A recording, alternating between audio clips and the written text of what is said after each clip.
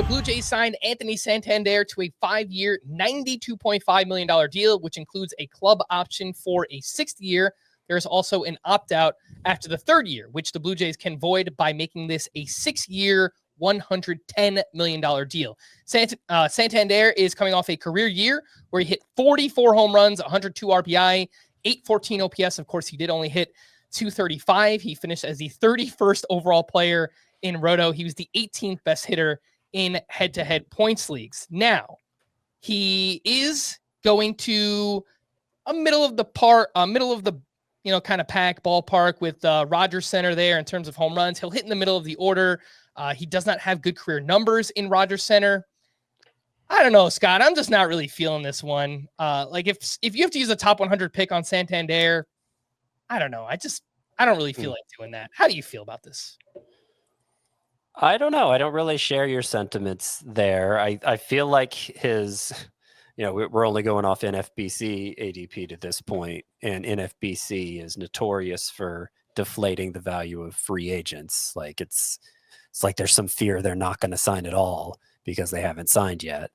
But I had always had Santander as a top 20 outfielder, close to a top 75 player overall, at least in Roto. And I think his ADP should get to that point now that he has signed. I don't think going to the Toronto really changes anything for him. It plays similarly overall, and he is a switch hitter to Baltimore. In fact, StatCast expected home runs would have had him with 2 more home runs in Toronto, playing every game in Toronto last year than if he had played every game at Camden Yards. So I don't think anything really changes for him specifically. It's just he has a team now, and hopefully, or I would expect his ADP to go up because of that. I guess my feeling on the situation is that, Santander just hit the 44 home runs. His expected home runs, according to StatCast, 36.6. And his 2 years prior to this, he was 28 and 33 home runs. So I expect him to regress. I think we probably get low 30s home runs with like a bad batting average. And his ADP the 2 years before this was 136 and 127. So I don't know, Chris. It just each additional year of him doing this creates more certainty that he can do it again. I just look at, okay, he's averaged 35 home runs the past 3 years. That's about what I'm going to expect for him. Yeah, low batting average, but 35 home runs are hard to come by. Yeah, I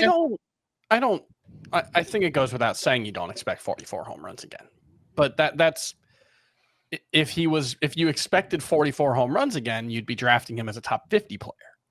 And that's not happening. So I think there's plenty of room for regression. It's funny, he wasn't like a significantly different player in 2023 than 2024 overall. Like batting average is a little lower because he traded a bunch of doubles for a bunch of home runs, basically. I think he had 1 more extra base hit in 2024 than he had in 2023, despite 16 more home runs, if I'm doing the quick math in my head there. So, look, I think you know what you're going to get. A pretty poor batting average, probably in the 240 to 250 range, 30 to 35 homers and a bunch of RBI. I think that's all reasonable to expect. It's not like sexy.